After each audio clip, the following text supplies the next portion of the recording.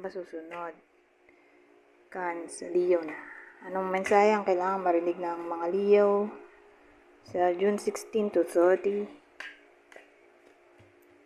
2024? Ano to?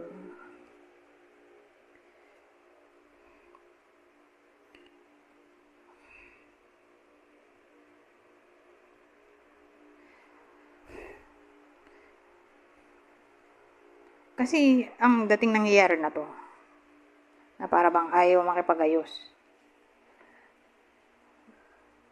ng iba sa inyo. Whether kayo to ayaw nyo makipag-ayos o yung person ng iba sa inyo, whether karelasyon to o kung sino man yan, na nakaaway ito, magbabati na.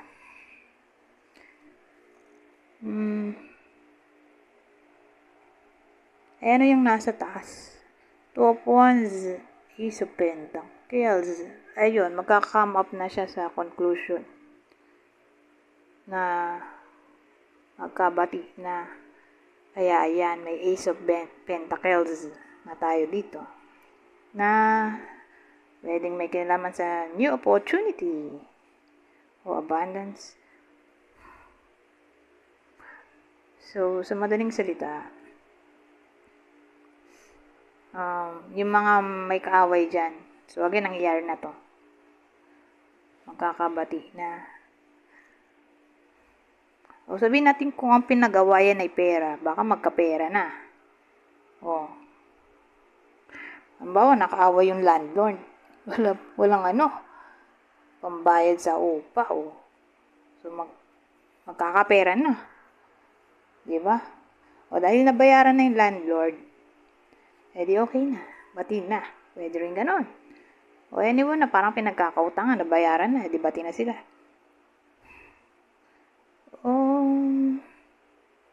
Sabihin natin karelasyon to. Na para bang may mga dapat bayaran. So sa sobrang stress. Dahil nabaon nga sa utang. Nag-away sila dahil nga sa financial issue. Kung ganun na yun ang pinagawa yung pera, baka nga mabayaran na ang dapat bayaran, magkakapera na kasi.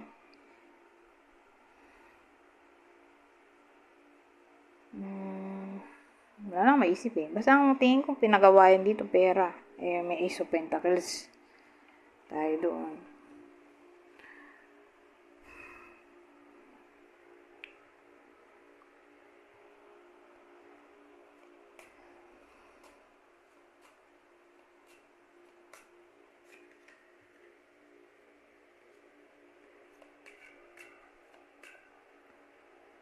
Nakalimutan kong sabihin yung partner. Wag na. Dito na tayo.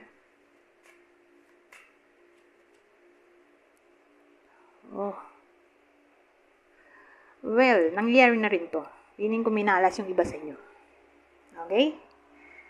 Minalas noong May.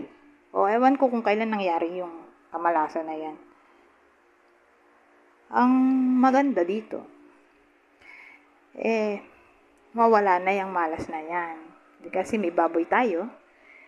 Ang baboy ay sinisimbolize ang prosperity. So, sa madaling salita, magse-celebrate yung iba sa inyo. Magkakapera, magkakatrabaho, o sabihin natin may success na maaaring mangyari. Pero malaki chance dito magkakapera. O sabihin natin promotion. Diba pwede rin? O makukuha niya yung dream job niya, o dream salary, o tatas ang salary, who knows. Basta maganda tong combination kasi may abundance tayo. Mawala na yung malas na yan.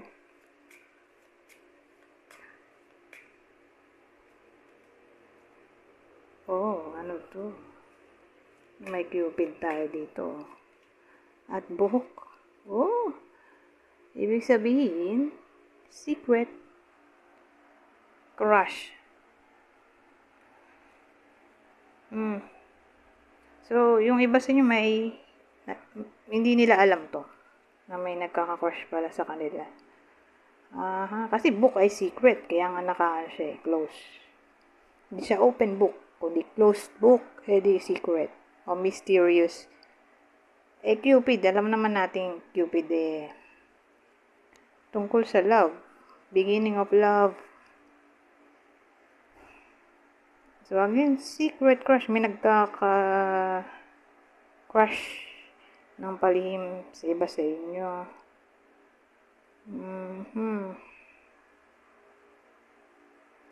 So, sino kaya to? Kilala. Sa bagay, maraming tao na Leo. Diba? Mahirap mag-come up sa isang conclusion para masabi kung kilala nyo ba o hindi.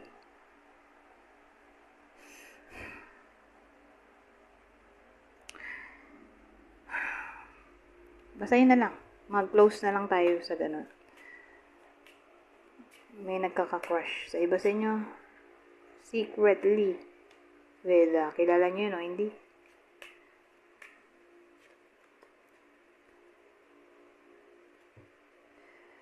Malalaman nyo rin yan sa divine timing. Malalaman nyo rin sa tamang panahon, sa right time na lang. Ito. Wow, ito maganda. May medal tayo dito. Para siyang communication. Pero through written words. So, parang good news. Announcement, parang gano'n. Na parang, sabihin natin, nakapaskil sa board. Bulletin board. Promotion siguro to. So, yung iba sa inyo, mapro-promote. Mag-i-increase ang salary, o may dagdagang salary, o ma-reach ang quota, kaya may dagdagang salary.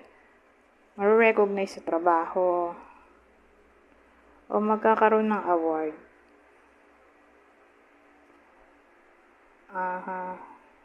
So, i-expect natin na makakatanggap ng mensahe. Yung iba sa inyo, again, written words to.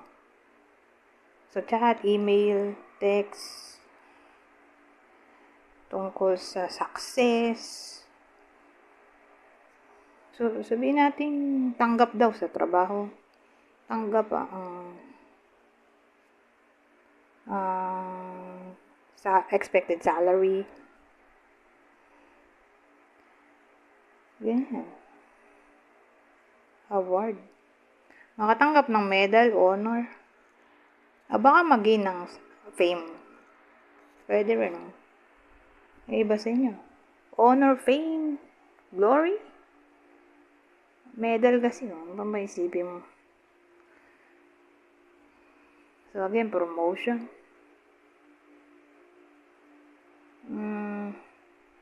Mag-end na ako dito. Puro maganda naman yung lumabas. Baka ma-bad news pa to. Mag-end na tayo. Mahirap na. Anyways, hanggang dito na lang. Goodbye. For now.